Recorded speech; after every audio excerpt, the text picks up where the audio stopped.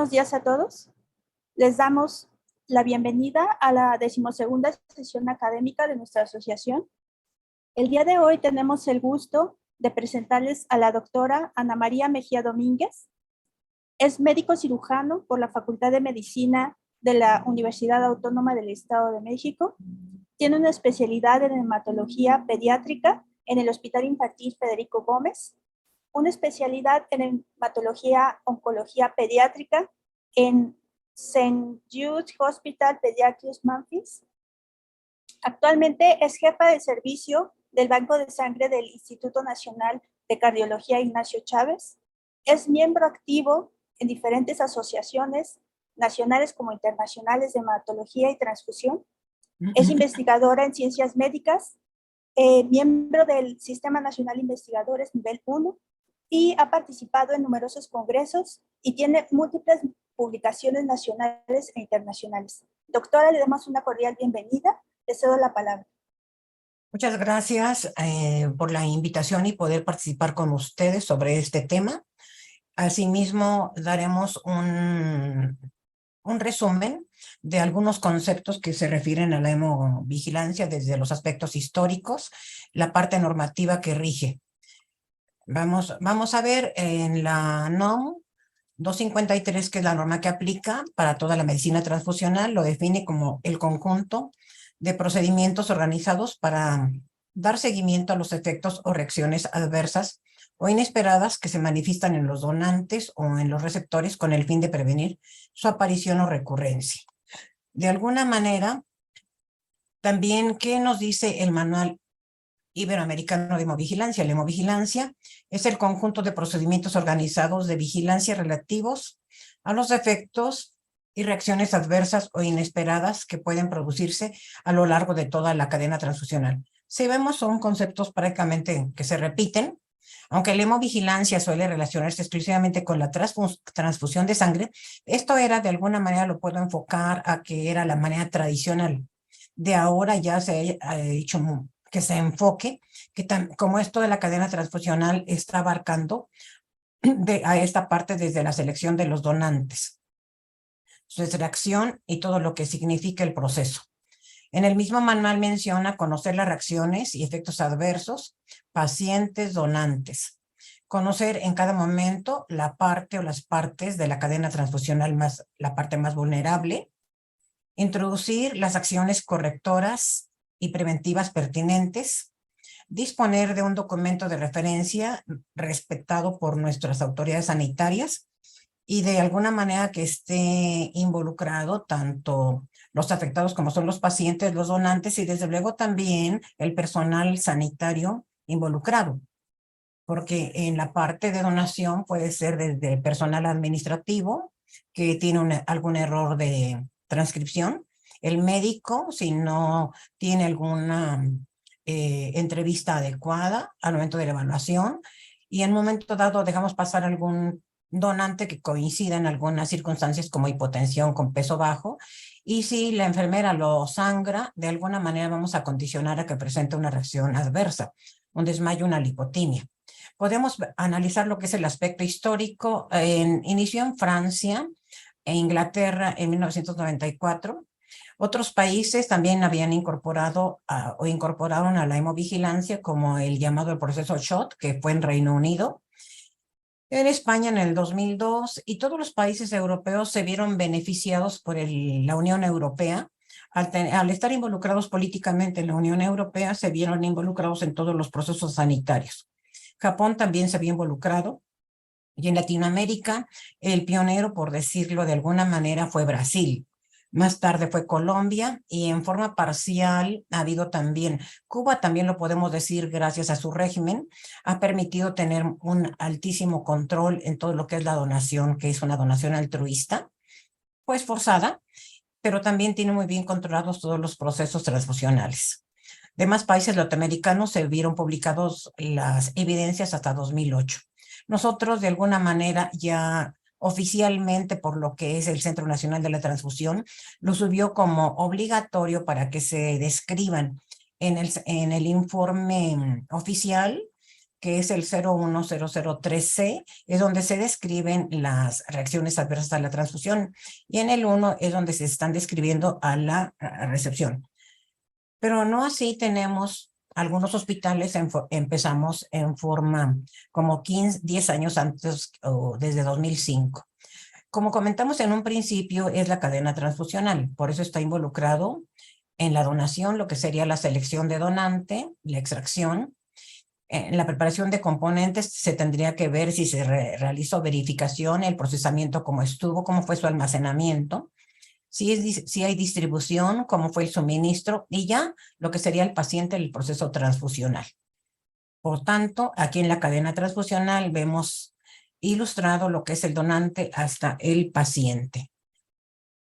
Información adicional aportada por los sistemas de hemovigilancia. Es importante que tengamos en cuenta los signos inmediatos sin riesgo vital para el paciente y resolución total de las complicaciones. Los signos inmediatos con riesgo vital, si dejó morbilidad de larga duración o si llegó a presentar hasta muerte del paciente. No constan datos relativos a la gravedad.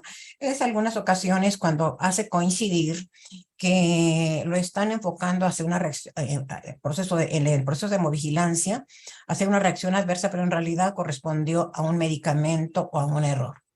¿Qué se refiere a la imputabilidad? Al momento que se hace la investigación, se clasifica dándole una calificación 0, 1, 2, 3, 4, o no consta, o no es evaluable. 0, sin relación, dice el efecto adverso observado está aparentemente relacionado con la transfusión, pero hay evidencia del componente no es el responsable. 1, que sería posiblemente relacionado, el efecto adverso observado está aparentemente relacionado con la transfusión, pero podría ser o no debido a otra causa distinta a la transfusión. Calificación 2, que sea probable, el efecto adverso observado no parece explicable por otra causa distinta a la transfusión. 3, que sí es seguro, muy relacionado.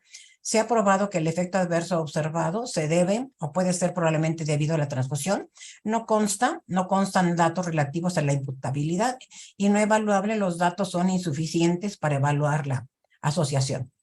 Aquí está muy relacionado al momento de la investigación lo que se llama la trazabilidad.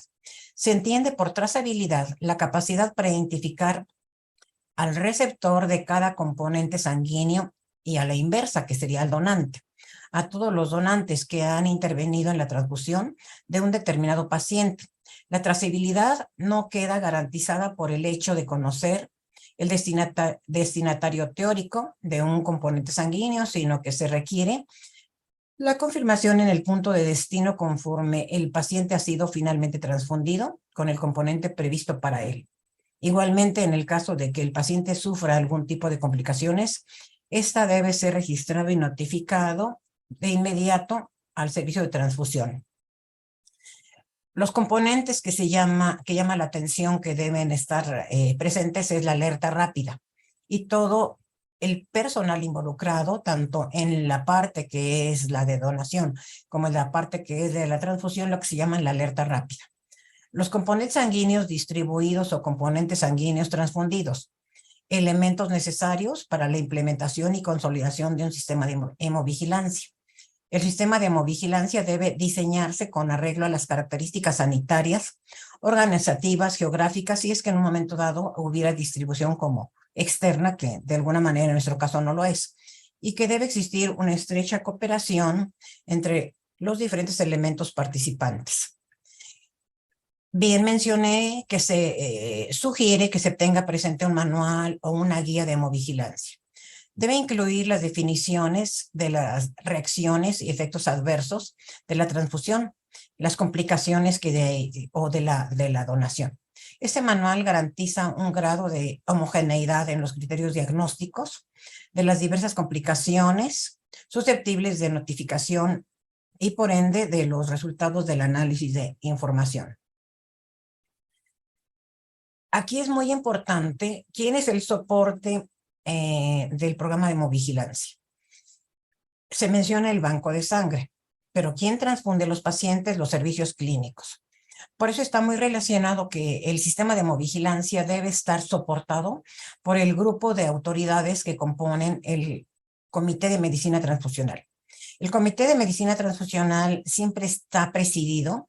Se menciona en la norma que puede ser el director de cada institución o este mismo menciona tiene un responsable. Puede ser el director médico, el director relacionado a donde se hacen más transfusiones. Eso ya depende. Y siempre la persona responsable del banco de sangre, el médico, va a ser el vocal técnico. Se hacen varias vocalías y de ahí está relacionado a los servicios clínicos que transfunden el mayor número de hemocomponentes.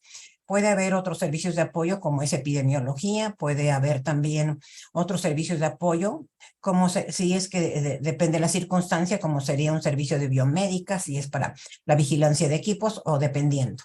Entonces debe desempeñar un papel muy importante como dinamizador del programa e impulsor de las medidas correctoras y preventivas adoptadas. No resulta creíble hablar de la existencia de un sistema de hemovigilancia hospitalario sin la existencia en paralelo del Comité de Medicina Transfusional.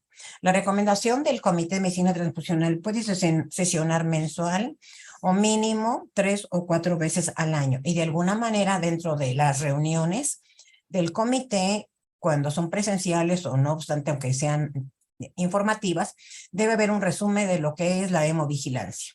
El Comité de Medicina Transfusional tiene capacidad para elaborar medidas correctoras y recomendaciones de acuerdo con la información local generada por el sistema de hemovigilancia.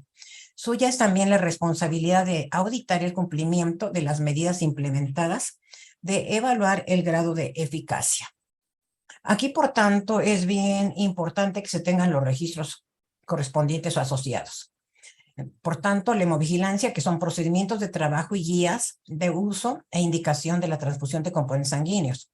La confidencialidad y el anonimato deben estar presentes aquí básicamente cuando se hace una investigación por si está involucrado algún trabajador de la salud, que de alguna manera estén ellos con el conocimiento de, al no ser punitivo, se tenga la confianza de un reporte y que desde luego al ser confidencial y que den el anonimato, no se debiera pensar que va a haber una cuestión secundaria de responsabilidad. Sí en el aspecto moral, ¿verdad? Porque si esto es repetitivo, pues de alguna manera debe corregirse.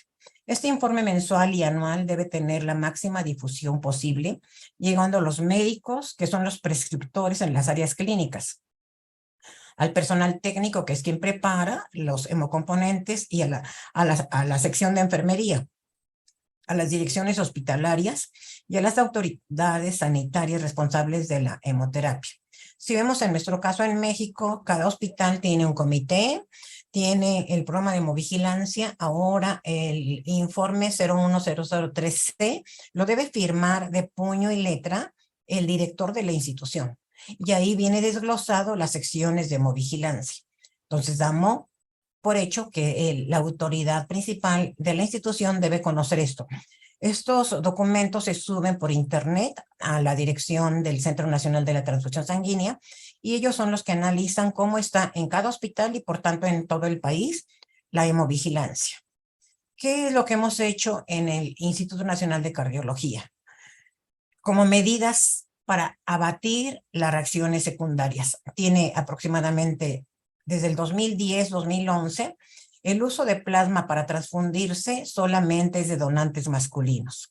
Sabemos de antemano que el plasma femenino, por la presencia de anticuerpos anti-HLA, se puede presentar después de cada embarazo, se puede incrementar.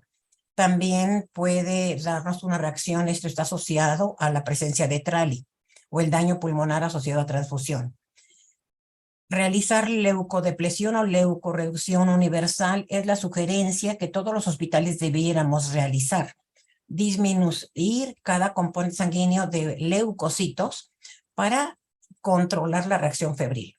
Incluir la detección de aglutininas y el fenotipo en todos los pacientes que requieran ser transfundidos, principalmente los politransfundidos.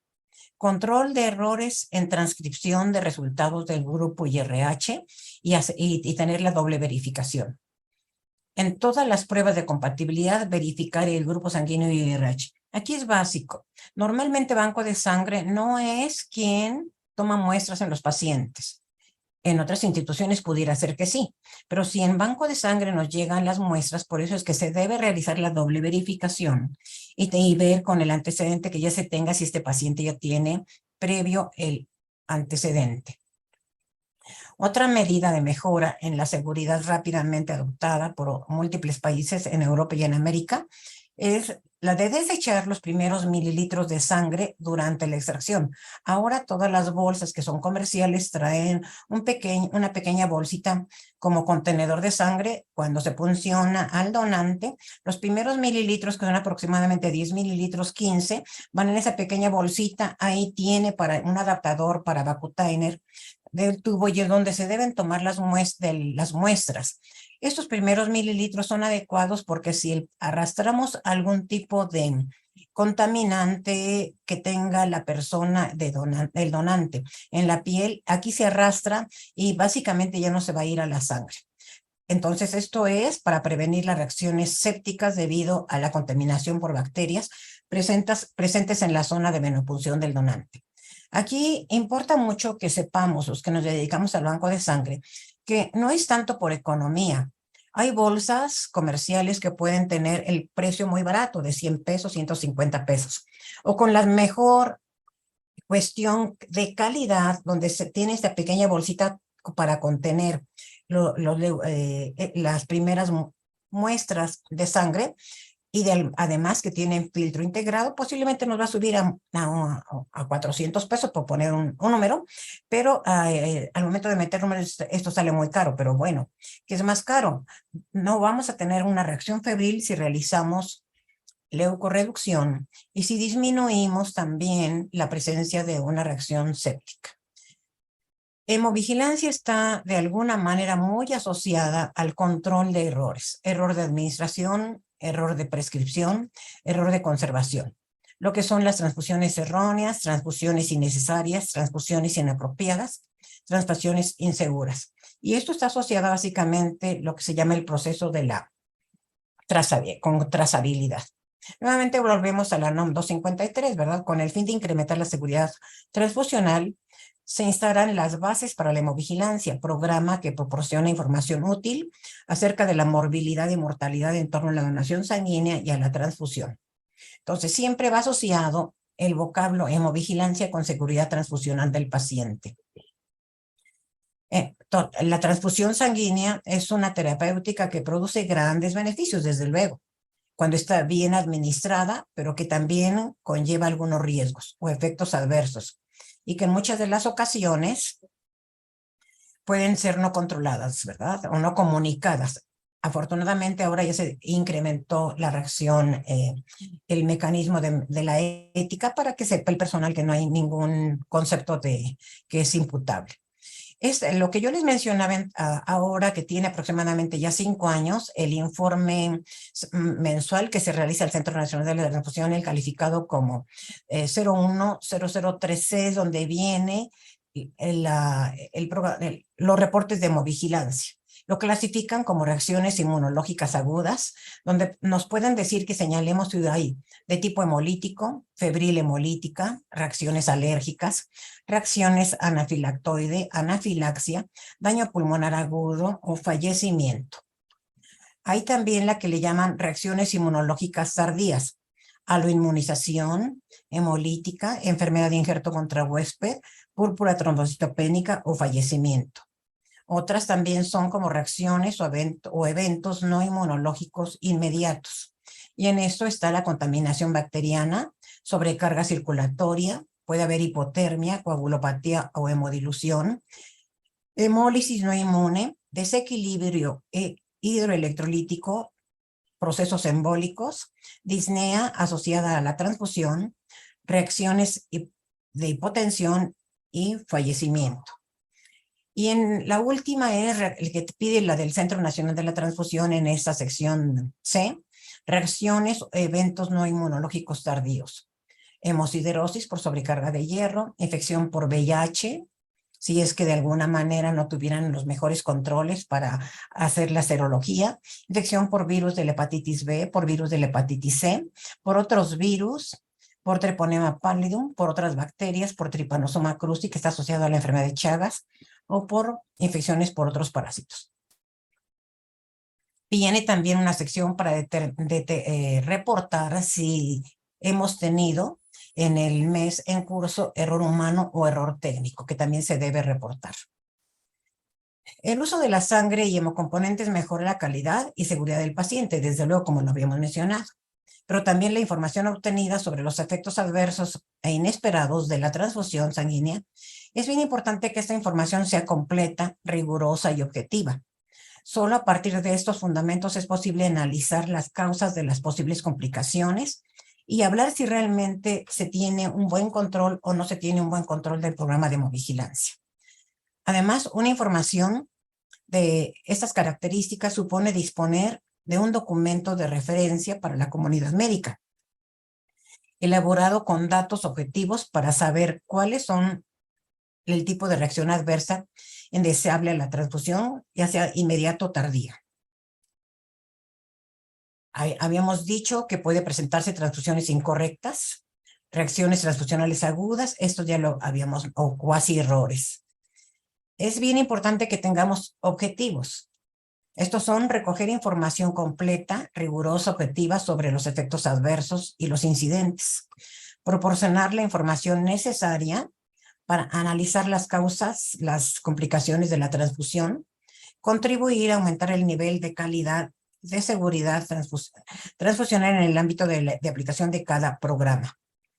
Un poco les voy a platicar aquí qué hemos hecho, qué hemos implementado a partir de 2004.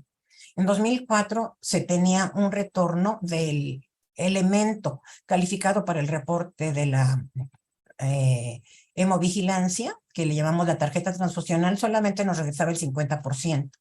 Empezamos un programa con el área de enfermería de la Dirección de Enfermería. En 2010 subió 95%, para el 2020 ya tenemos prácticamente el 100%. Los errores en la administración de componentes, lo que habíamos mencionado, se tiene que tener control. El proceso son medición de las reacciones adversas de las transfusiones sanguíneas en pacientes, procedimiento de verificación de grupo sanguíneo y RH en cada solicitud de concentrado eritrocitario, con la revisión de la identificación tanto en la solicitud como en la etiqueta y lo que es la muestra sanguínea. La tarjeta, o lo que se defina que para que sea donde se registren las reacciones o los signos vitales, se debe retornar al banco de sangre y la revisión del registro de la presencia de alguna reacción o no, y cuál es el tipo. Tener en el expediente clínico electrónico una hoja transfusional en el expediente clínico, en la cual debe registrarse los hemocomponentes transfundidos con datos si se presenta o no algún tipo de reacción, asimismo si está asociado y qué tipo de control se le hizo. Forma en que se logra la medición. Revisión diaria de las tarjetas que se devolvieron al banco de sangre y revisar si hubo presencia o no.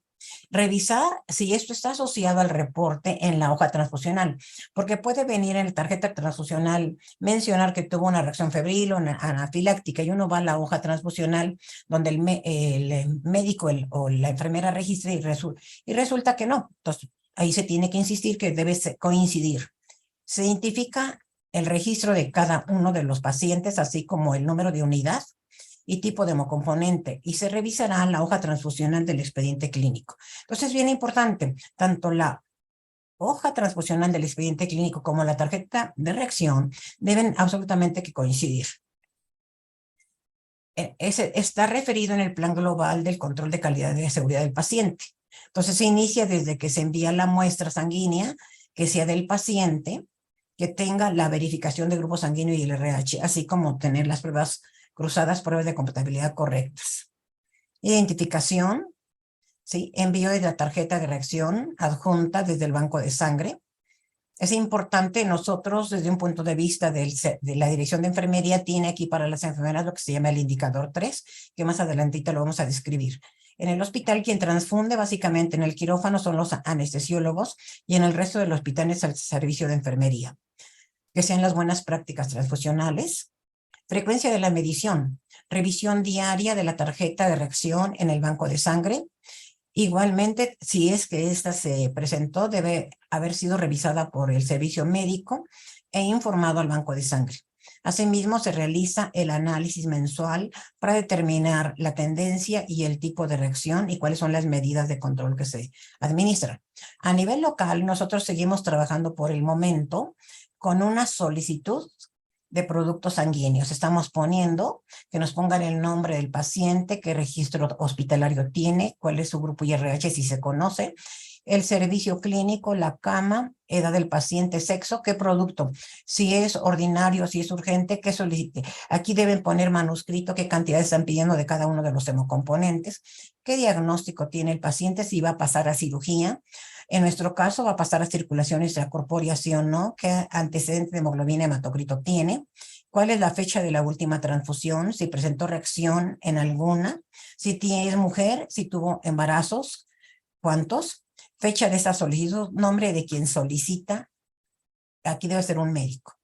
Ya en el banco de sangre se pone fecha en que se recibe la solicitud, fecha y hora, y del químico que recibe. Esto es importantísimo. Cada vez que se recibe una solicitud, esta debe coincidir con el membrete que trae la muestra sanguínea, con el nombre, con el registro y con la fecha.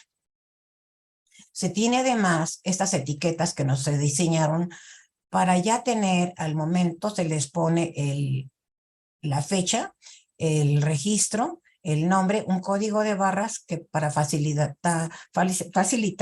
el control. Esta es la tarjeta transfusional que la hemos diseñado, la hemos cambiado a través del tiempo. Siempre es importante remarcar nosotros con rojo cuál es el año al año que se refiere y cuál es el folio que corresponde a cada unidad. Empezamos cada año con el 001 y terminamos con el número 15,000, si es que hasta eso llegamos al número de componentes. La primera parte es reporte de banco de sangre, cantidad y tipo de hemocomponentes, número de unidad, volumen, nombre del paciente, qué registro tiene, de dónde es, qué grupo sanguíneo tiene. Esta parte es si al momento que transfunden deben administrar el reporte aquí. ¿Qué signos vitales tiene? Ahora hemos cambiado esto y hemos hecho un rectángulo grande para que quitemos, porque ahora ya no clasificamos las reacciones de esta manera. Este pequeño cuadrito lo hemos prolongado hasta la parte izquierda para que aquí la persona que transfunde debe registrar grupo sanguíneo y RH de la unidad. Algunas ocasiones hay errores porque el paciente, ¿qué grupo sanguíneo es? Podemos ponerle A positivo. ¿Qué hemocomponente estoy mandando? O si el paciente puede ser un A positivo y a lo mejor yo estoy mandando un componente O positivo o negativo, dependiendo. Muchas ocasiones quien transfunde había errores. Vuelve a anotar el registro del grupo sanguíneo del paciente y le mencionamos, ¿qué dice aquí? Debes anotar el grupo sanguíneo de la unidad que transfundes. Nombre y firma de quien transfunde, y anteriormente la teníamos con esta manera muy sencilla de que reportaran qué tipo de reacción. Ahora ya es la lista grande como la que les enumeré anteriormente. También se tiene el indicador 3 que se refiere que la enfermera debe revisar la unidad con su tarjeta transfusional, conecta el hemocomponente y debe hacer los signos vitales iniciales, conectar, y los primeros 10 minutos permanecer junto a la paciente para detectar si tiene alguna reacción secundaria. Esta es el tipo de hoja que tenemos nosotros en la que es manual, donde se registran el nombre del paciente, grupo sanguíneo, su registro, qué grupo y RH es. Y aquí fecha de la transfusión, servicio, cama, número de unidad, y después signos vitales y nombre de quien transfunde y estado general del paciente. Esto debe ser estrictamente semejante a la tarjeta transfusional. ¿Sí? Aquí se ponen observaciones que la deben cumplir.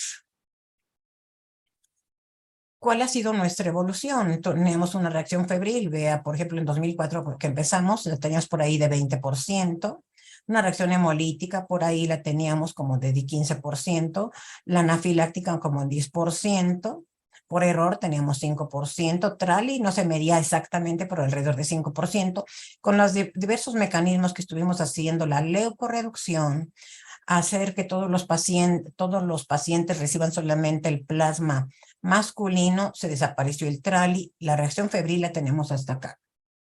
¿Sí? De alguna manera, el indicador 3 fue cumplido. Se empezó a medir por el lado de enfermería, se cumplió en 25% y en 2020 se cumple prácticamente en el 100%, 99.99. Esto es algo semejante. Errores transfusionales. Antes de 2004 no se reportaban, no se ocultaban y en la trazabilidad documental no había confiabilidad. En diciembre de 2005 se encontraron 2 casos, diciembre de 2006 encontramos un caso, en junio de 2007 encontramos un caso, 2011 un caso, 2014 un caso, 2015 un caso, 2016 0 casos, 2017, 2020 0 casos, porque de alguna manera teníamos una gran interrelación ya a través del Comité de Medicina Transfusional, donde acuden los diferentes representantes del área de calidad de enfermería, los médicos residentes o jefatura, acude el jefe de anestesiólogos de las diferentes áreas para que de alguna manera se tome muy en serio lo que es la hemovigilancia. Es muy importante que el personal entienda algo. Es alto sentido ético y de responsabilidad, tanto en el personal de banco de sangre como el que transfunde los hemocomponentes. Estamos hablando de químicos, enfermeras en banco de sangre y nuevamente médicos, anestesiólogos y enfermeras en los servicios clínicos. Debemos tener un programa de evaluación por el Comité de Medicina Transfusional, que es quien evalúa, ¿verdad? Entonces, lo que yo resumía, la leucorreducción nos disminuye la fiebre. El plasma masculino nos evita el trali. Solamente se transfunde el plasma masculino. Realizar estudios oportunos de pruebas de compatibilidad. Incluir en el banco de sangre las técnicas de ahorro de sangre, como es, en nuestro caso, hacemos hemodilución, rescate celular. Y la mejor transfusión, siempre se ha dicho que es la que no se transfunde. De alguna manera, ¿en qué nos ha ayudado la certificación en el banco de sangre? Para que tener el alto sentido y el monitoreo y la disciplina por todo el personal. Y de alguna manera hemos controlado las reacciones transfusionales. Incluimos en nuestros objetivos de calidad el monitoreo de la hemovigilancia como objetivos dentro de la certificación. La reacción hemolítica debe estar en menos de 1%, las reacciones febriles menor a 1%, y esto se logró por los mecanismos que comentamos. El indicador 3 de enfermería, ellos dicen, las enfermeras, revisión de la solicitud que se completa y envía al banco de sangre la muestra con identificación para tipificación y pruebas cruzadas. Actividad 2. La enfermera recibe en el banco de sangre el hemocomponente y realiza la doble verificación con el personal de banco de sangre sobre documentos y hemocomponente y firman que están de acuerdo. La enfermera de piso del área clínica recibe el componente y revise el etiquetado, nombre del paciente, grupo sanguíneo. Ahora ya incluimos por el sistema de calidad la fecha de nacimiento y fecha de caducidad, características físicas del mismo, el número ID del mismo, su tarjeta de reacción enviada por el banco de sangre y corrobora estos datos del paciente con el expediente clínico y con su brazalete. Todos los expedientes y pacientes deben tener el consentimiento informado, toma de signos vitales, inserta el equipo al hemocomponente bajo medidas de asepsia, inicia la transfusión, programa el tiempo según el tipo de hemocomponente, registra en la hoja transfusional del expediente clínico y en la tarjeta los datos o si hay alguna reacción temprana, signos vitales, trans y post-transfusión.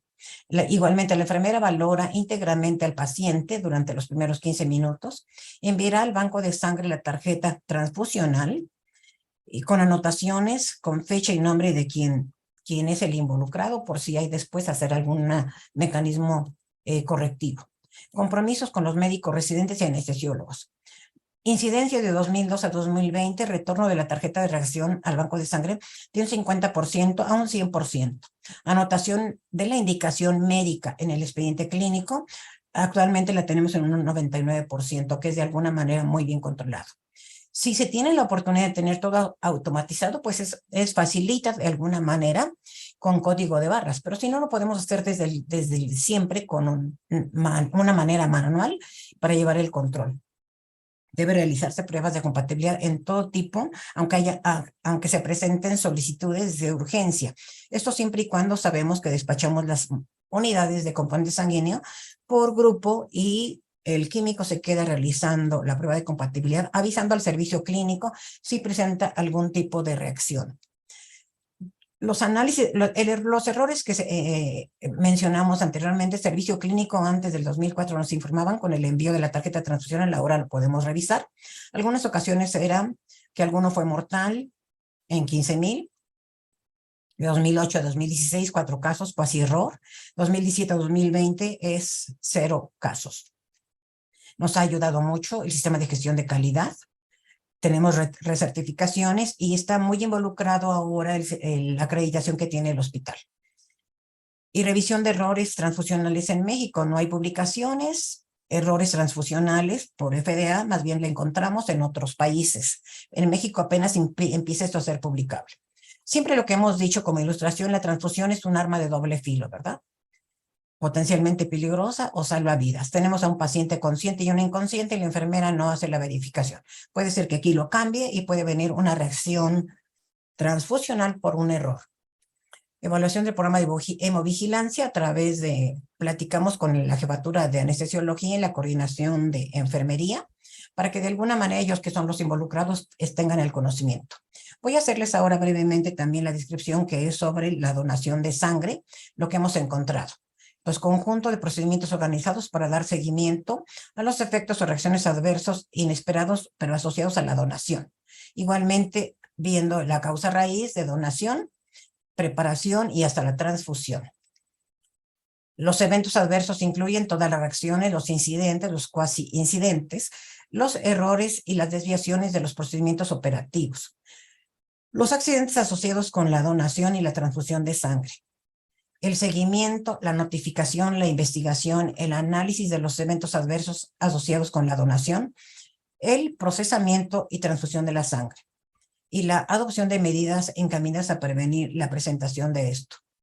De alguna manera ya se tiene un sistema integrado, ¿verdad? Identificar es lo importante, prevenir, tener mecanismos de seguridad y eficacia y eficiencia desde la donación hasta el receptor, que es a quien se le transfunde. Igual debemos tener un proceso continuo, recolección de análisis de datos, tener un sistema de gestión de calidad o acreditación necesario para la mejora continua. Es confidencial y no punitivo.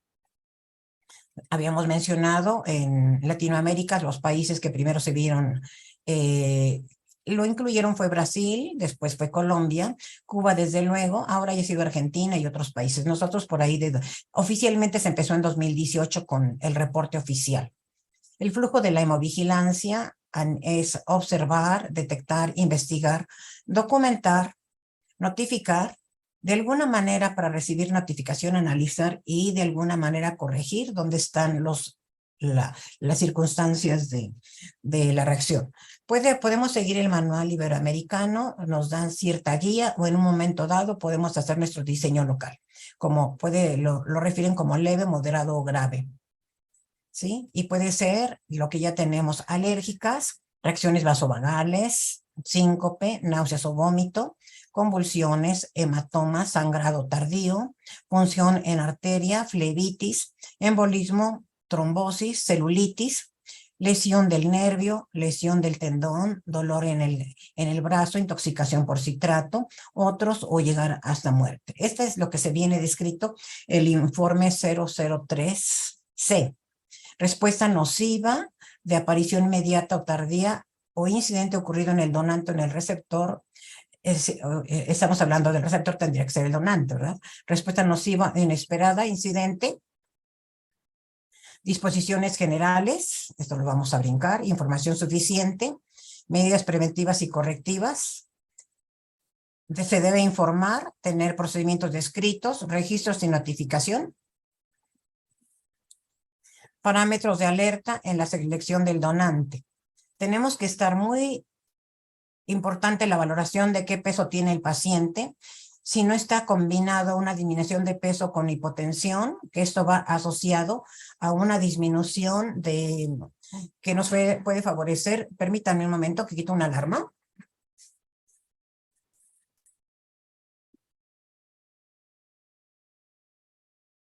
En los donantes de sangre es bien importante que se vean lo que se recomiendan, que los donantes deben pesar más de 50 kilos y cuáles son sus cifras tensionales. Si hacemos la combinación de peso bajo con hipotensión, de seguro que va a tener algún tipo de reacción secundaria.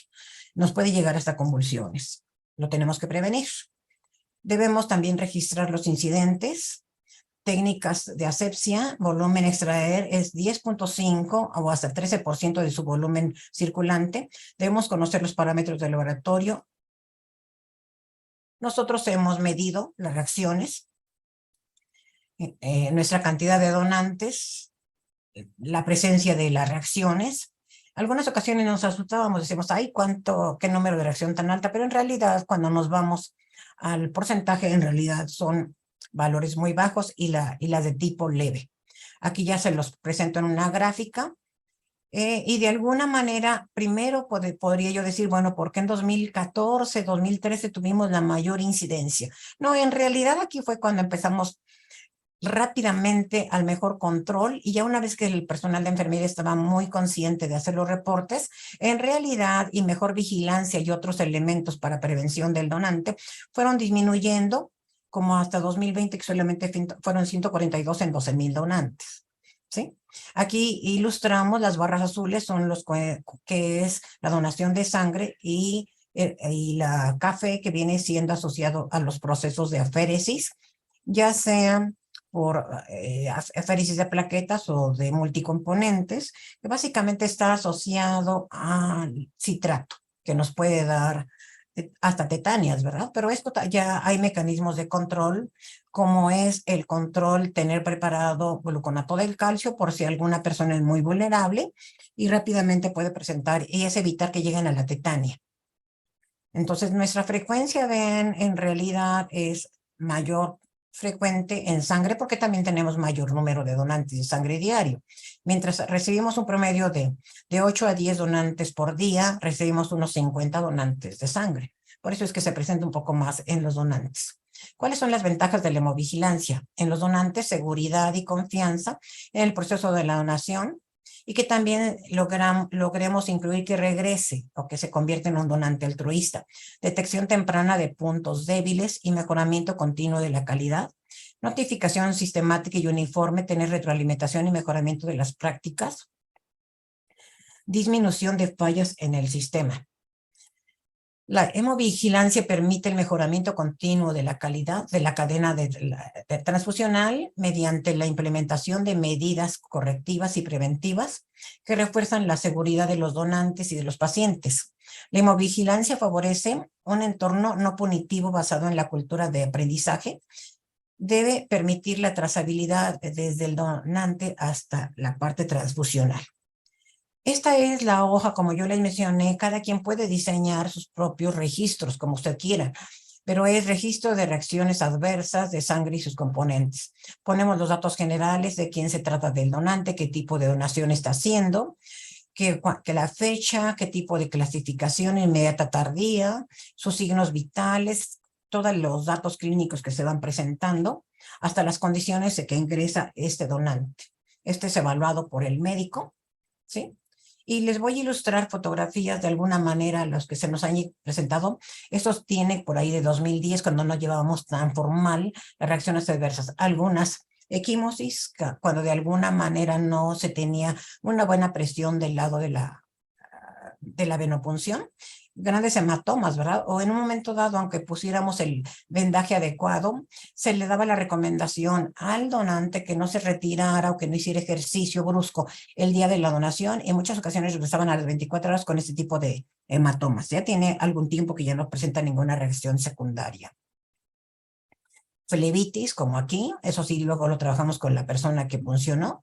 Este fue un chico que tiene por ahí del año 2003, que él era su primera donación, no nos dijo que presentó lipotimia y al momento de levantarse tiene un desmayo donde llegó a tener hasta una pequeña herida en la cabeza que hubo necesidad de suturar sin ningún efecto secundario.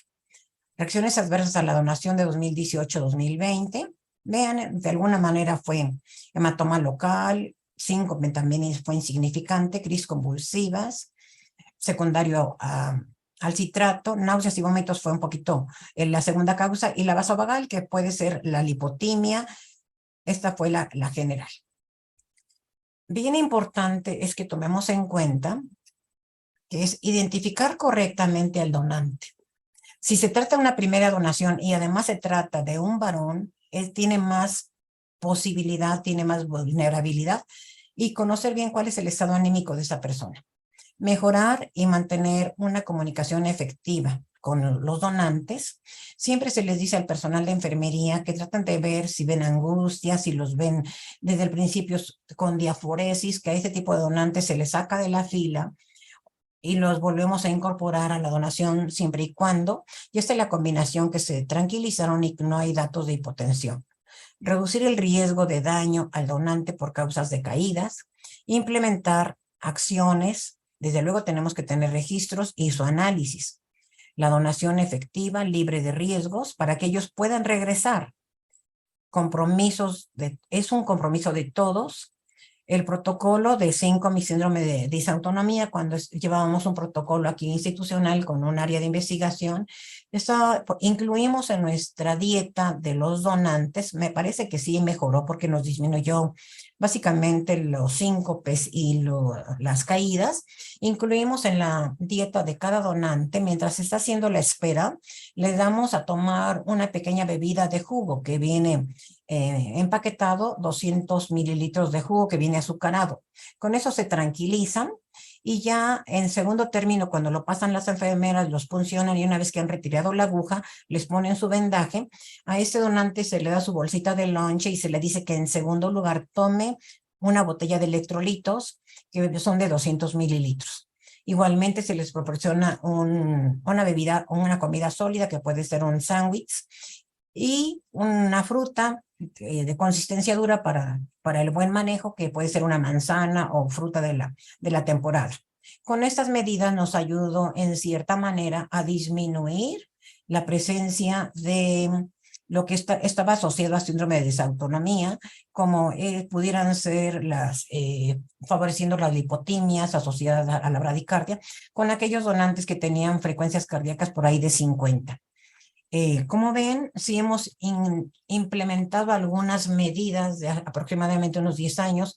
Hemos ido mejorando las características, sabiendo de antemano siempre cuál ha sido nuestra incidencia, cuál elemento hemos controlado y cuál es aquella que todavía sigue persistente.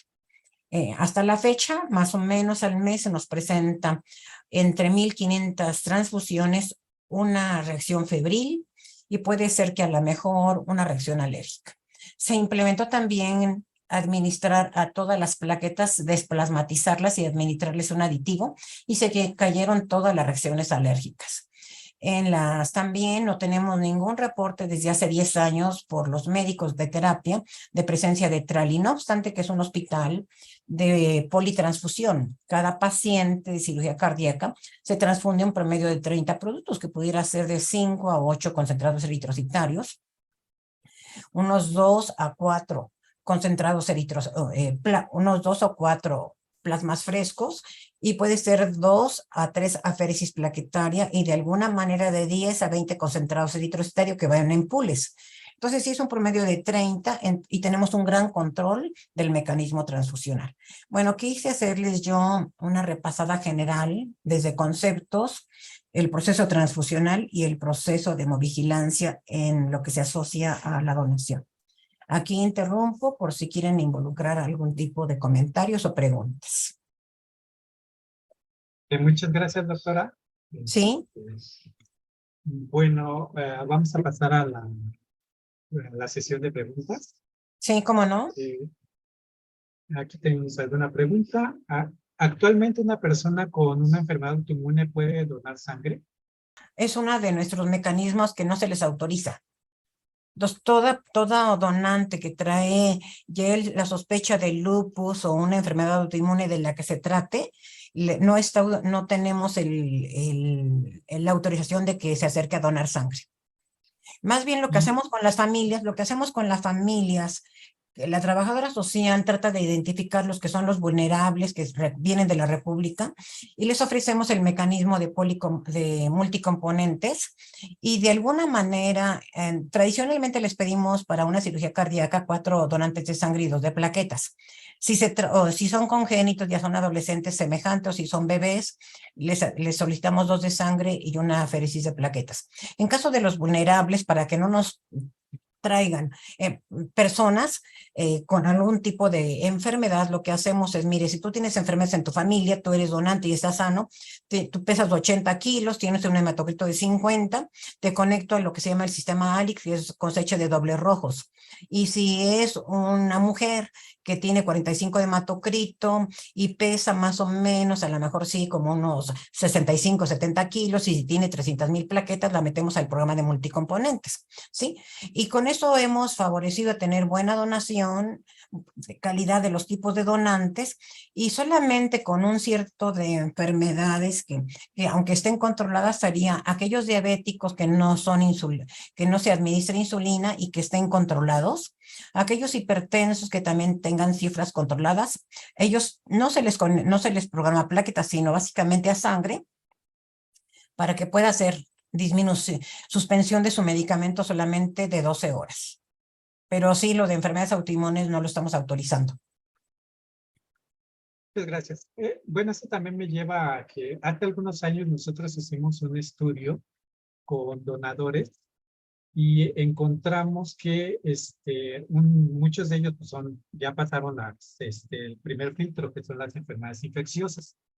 Pero nosotros encontramos anticuerpos, por ejemplo, esta vez estábamos buscando anticuerpos contra proteínas citrullinadas, los anti-PCC, que tienen que ver mucho relacionado con artritis reumatoide. Sí, así es. Y esa vez nosotros encontramos de 300 donadores, como fueron una proporción muy baja, como 3 de esos donadores tenían anticuerpos elevados, no tenían la enfermedad, porque una de las cosas de los anti-PCC es que aparecen años antes de presentar la enfermedad. Sí, así es.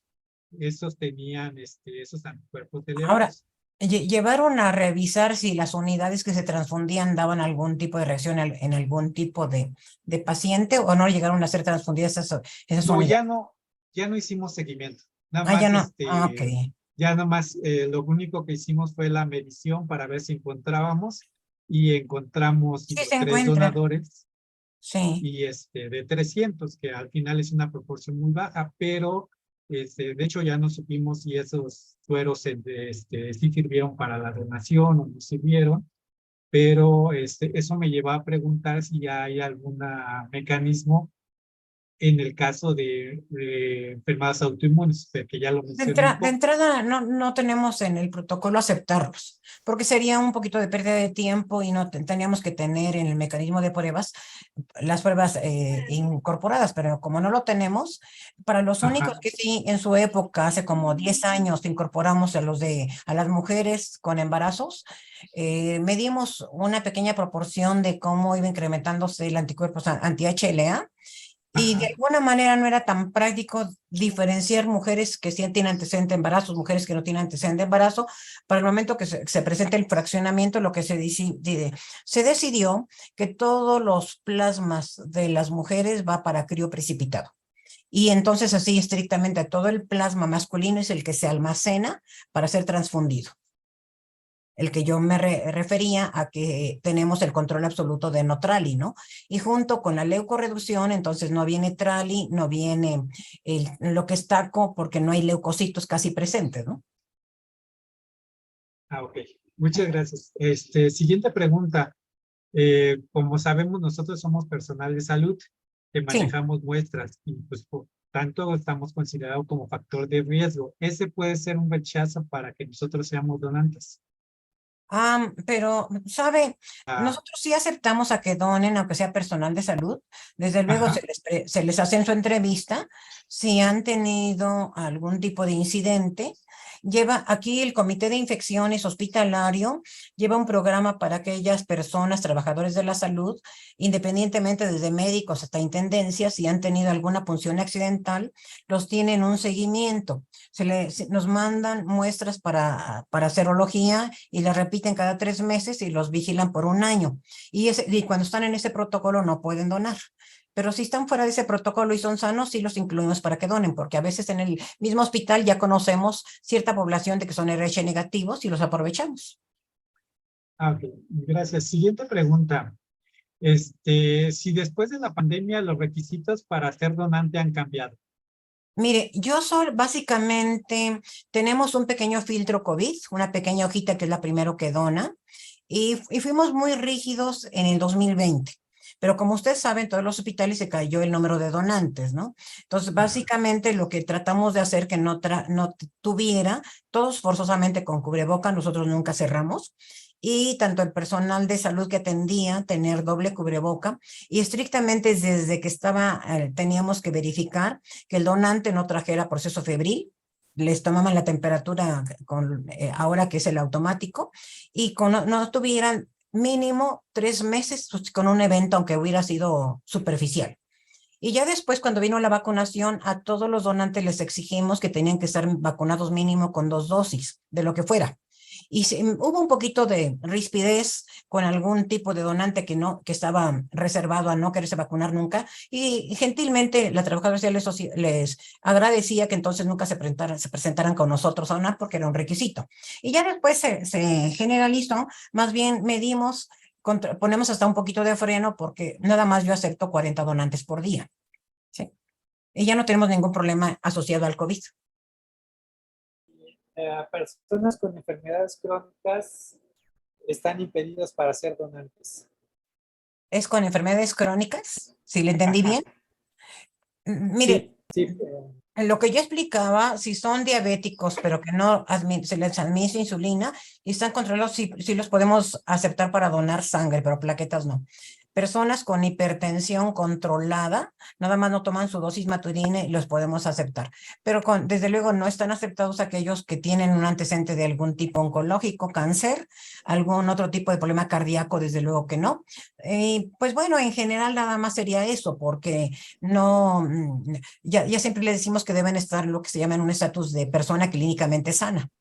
¿Sí? Infecciones crónicas, desde luego que no, ¿verdad? Tuberculosis, paludismo, cosas de estas. Como vienen personas de la costa, somos más o menos precavidos, como aquí se lleva el programa de Chagas. Más bien, si ellos conocen y tenemos la fotografía del triatominos, si han estado en contacto con el insecto, y algunas ocasiones nos dicen que sí, bueno, ok, vas a donar sangre y te hacemos el estudio, y al otro día lo tenemos aquí presente para en un momento dado pasar la epidemiología o no. Pero en general son los puntos medios que se les limita un poco. Muchas gracias. Creo que ya no hay más preguntas. Nada más hay felicitaciones. Buena presentación. Excelente presentación. Creo que hay otra pregunta. Creo que es igual que la anterior. Que si personas con dislipidemia controlada pueden hacer donación. ¿Lipidemias? Dislipidemias que espero que estén controlados. Sí. Sí, miren, nosotros para la punción, en la revisión médica se les incluye 2 pruebas previas, pero no es venosa, sino es capilar. La toma de microhematocrito y además se le toma también glucosa capilar. Y en ese momento también el microhematocrito lo centrifugamos y podemos ver visualmente si no está opalino, que pudiéramos sospechar que tiene un problema de esto. Si acaso se le da, siempre mencionamos que se les dan unas recomendaciones de dieta superficial para ver si regresan en unas 2 semanas y si no, que acuda a su servicio médico para que lo controle. ¿Sí? Muchas gracias. Y creo que ya son todas las preguntas. Entonces quisiera agradecerle, doctora, por aceptar nuestra invitación y por darnos una excelente plática. Claro, con mucho gusto a ustedes por permitirme participar. Gracias.